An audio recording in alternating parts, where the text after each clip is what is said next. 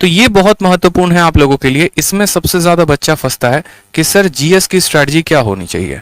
ठीक है, जीएस की स्ट्रेटजी क्या होनी चाहिए, यूट्यूब पर सबसे ज्यादा सर्च किया जाने वाला शब्द ये कि सर यहां पर मार्क्स कैसे बढ़ाएं।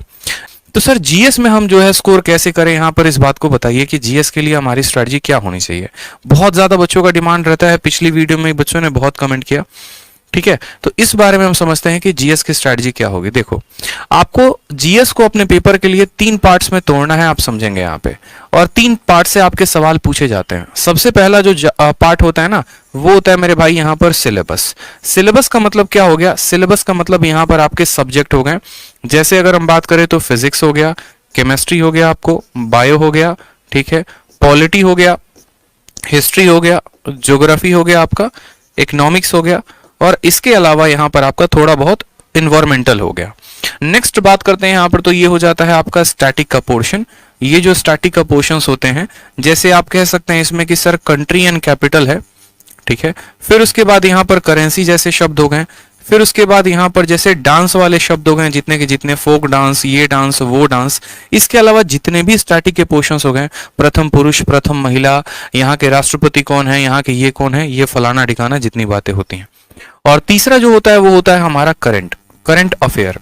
ठीक है, ये जो जीके होता है ना, ये हमारा 3 पार्ट्स में ब्रेक होता है करंट अफेयर्स में।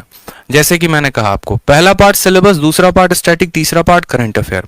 और हमें एक ऐसी रणनीति बनानी होगी जिनसे हम तीनों पार्ट को क्रैक कर पाए बड़े अच्छे तरीके से, क्योंकि पेपर में सवाल यहां से भी आते हैं, यहां से भी आते हैं, यहां से भी आते हैं। अगर हम इनके ब्रेकआउट की बात करें तो करंट अफेयर्स में हमारे कितने सवाल होते हैं, करंट अफेयर्स में हमारे 4 से 5 सवाल होते हैं। ठीक है, स्टैटिक से हमारे कितने सवाल होते हैं, तो 4 से 5 सवाल होते हैं। अगर हम इनका वेटेज 10 सवालों का मान ले तो पूरी की पूरी सिलेबस से हमारा 15 सवाल आता है।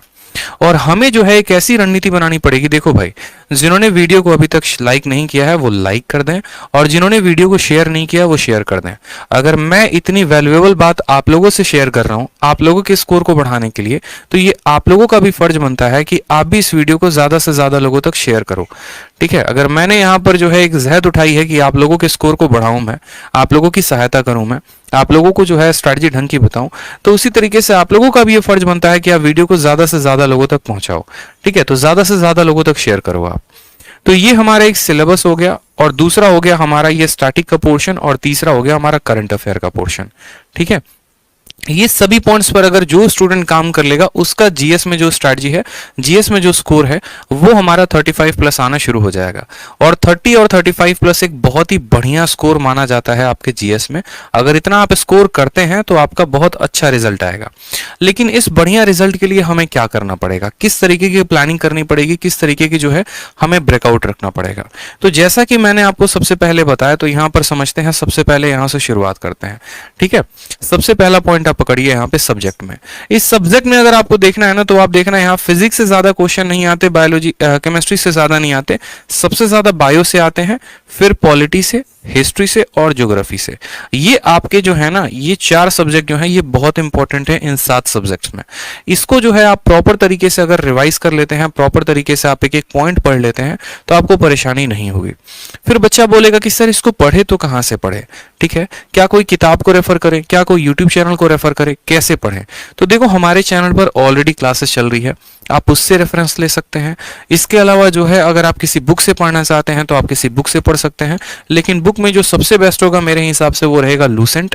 अगर आप लूसेंट पढ़ते हैं, ठीक है, या हिंदी वाले स्टूडेंट अगर आप घटना चक्र पढ़ते हैं, तो आप वहां से भी सवालों को बढ़िया तरीके से कंसेप्ट को समझ सकते हैं। कभी भी जीएस को पढ़ने की जो स्ट्रैटेजी होती है वो इस तरीके से होती है कि पहले आप सब्जेक्टिव को पढ़िए और फिर उसके बाद आप उसके ऑब्जेक्टिव को लगाइए। जैसे मानिए कि सबसे पहले आपने दिल्ली सल्तनत पढ़ा, तो आप दिल्ली सल्तनत को पढ़ लीजिए, और उसके बाद दिल्ली सल्तनत पर आधारित जितने भी प्रश्न आपके लूसेंट के ऑब्जेक्टिव में हैं, पहले आप उसको लगाइए। इससे क्या होगा कि आपका जो लेवल है वो इंक्रीज होगा, आपको जो चीजें हैं क्रम अनुसार याद होते चले जाएंगे, और आपका फिक्स रहेगा कि हाँ यार, जब मेरे सामने 4 ऑप्शंस आते हैं तो उसमें मुझे सही ऑप्शन किस तरीके से टिक करना है। तो इन बातों पर सबसे ज्यादा फोकस करिए। नेक्स्ट बात आता है स्टैटिक में। स्टैटिक के लिए देखो अलग अलग तरीके से काम किया जा सकता है। स्टैटिक में कोई बच्चा बोलता है कि सर हमको ट्रिक से याद होता है, जैसे मानो कि पहाड़ हो गए, पर्वत हो गए, आपके दर्रे हो गए, ठीक है, इनको कोई बच्चा कहता है कि सर हमको ट्रिक से याद करना है। जैसे जितने ताल वाले हो गए, जिस शब्द के आगे ताल लगा होता है वो कहां पर होता है, सारे के सारे उत्तराखंड में हो गए, भीमताल, ठीक है, नैनीताल, इस तरीके से करके। तो ये सारे के सारे मेरे भाई कहां पर हो गए, उत्तराखंड में। तो आपने जैसे ट्रिक से याद कर लिया, नहीं तो आप ऐसा कर सकते हो कि आप ट्रिक से यूट्यूब चैनल में आपको एक बता रहा हूं, वहां से भी आप फॉलो कर सकते हो, क्रेजी जीके ट्रिक्स करके। क्रेजी जीके ट्रिक्स करके जो है, आप इस अगर चैनल को फॉलो करते हो, यहाँ पर मैं इनको जानता नहीं कौन है ये, हाँ, लेकिन इनके कुछ वीडियोस मैंने देखे हैं जो मुझे अच्छे लगे हैं, जहां से आप भी फायदा उठा सकते हैं। और स्टैटिक के लिए इन्होंने बहुत बेहतर तरीके से काम किया हुआ है। तो स्टैटिक का पोर्शन आप यहां से कंप्लीट कर लीजिए। साथ में लूसेंट का जो मिसलेनियस है, उस लूसेंट के मिसलेनियस को जरूर खत्म कर लीजिए मेरे भाई, ठीक है। लूसेंट का जो मिसलेनियस है ना, उनको भी आप जरूर खत्म कर लो। मिसलेनियस में जैसे आपका हो गया कंट्री कैपिटल है, इसके अलावा जो है एक एक पार्क है, वाइल्ड लाइफ सेंचुरीज हैं, इसके अलावा जो है कौन सा पार्क, जैसे सिमलीपाल हो गया, सिमलीपाल कहाँ है तो उड़ीसा में है। जैसे डांस के बारे में हो गया कि जो राउफ डांस है वो कहाँ का है तो कश्मीर का है, जो तमाशा है वो कहाँ का है तो महाराष्ट्र का है। इस तरीके से आप एक एक पॉइंट को यहाँ पर टिक करके मिसलेनियस में खत्म कर सकते हैं। इसके अलावा जैसे मानो और भी पिंक बॉक्स कैसे हो गए, हिस्ट्री में आपने कुछ पढ़ा होगा, ज्योग्राफी में पढ़ा होगा, जैसे आर्य समाज की स्थापना किसने की थी, कब की थी, रोयतवारी जो सिस्टम हो गया वो कौन लेकर आया था, जमींदारी कौन लेकर आया था। तो ये लूसेंट में पिंक बॉक्स में बनाकर दिया गया है। ये आपके ऐसे होते हैं जिनको अगर आप कवर अप कर लेते हैं अच्छे तरीके से, तो आपका स्टार्टिंग में एक भी सवाल नहीं छूटेगा। और लास्ट में आ गया हमारा करंट अफेयर। करंट अफेयर के लिए बकायदा मैंने आपको बताया था कि पिछले 6 महीने का इंपॉर्टेंट होता है, जिसमें 3 महीने का आपको डेली पढ़ना है और 3 महीने का आपको मंथली पढ़ना है।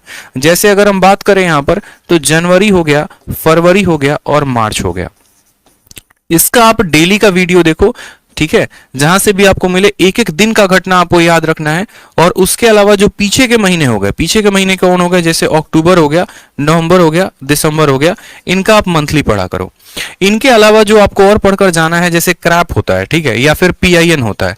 पीआईएन का मतलब क्या होता है, पर्सन इन न्यूज। जो पर्सन जो है वो सबसे ज्यादा न्यूज में हो, ठीक है, जिसकी चर्चा सबसे ज्यादा हुई हो, उससे संबंधित सारी की सारी बातें, चुनाव हुआ है तो उससे संबंधित बातें, और भी 4-5 बातें जितनी भी होती हैं, इन सभी पोर्शंस पे आप अच्छे तरीके से काम करेंगे।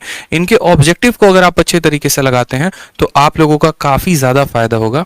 इस बात को ध्यान रखिए, ठीक है। तो एक प्रॉपर हमारी स्ट्रैटेजी होनी चाहिए आने वाले हमारे सीजीएल को और सीएचएसएल को क्लियर करने के लिए, क्योंकि मेरे भाई मौका एक ही है, और इसी एक मौके में जिसने हथौड़ा मार दिया, समझो गेमर वही है, नहीं तो बैठकर पछताना पड़ेगा। और फिर वही बात हो जाएगी, बाद पछताए क्या हुआ जब चिड़िया चुग गई खेत, ठीक है। तो ध्यान रखिए, इस तरीके से आप पूरा बढ़िया से एक स्ट्रेटजी बनाइए, और साथ में जरूर बताइए मुझे कि आप लोगों को जो है और किन किन चीजों में मेरी आवश्यकता पड़ेगी, कैसे आप और मेरी हेल्प चाहते हैं, ठीक है। और बढ़िया तरीके से इस पॉइंट को याद रखिए। धीरे धीरे हम आपको और स्ट्रेटजी बताते रहेंगे। और यहाँ पर जो सब्जेक्ट वाले पोर्शन है ना, इनमें हमेशा काम करना, एक तरफ सब्जेक्टिव पढ़ते जाना, दूसरी तरफ ऑब्जेक्टिव लगाते जाना। ऐसा नहीं करोगे तो एक तरफ पढ़ोगे, दूसरी तरफ भूलोगे, और ये बड़ा खत्म कहानी हो जाएगा।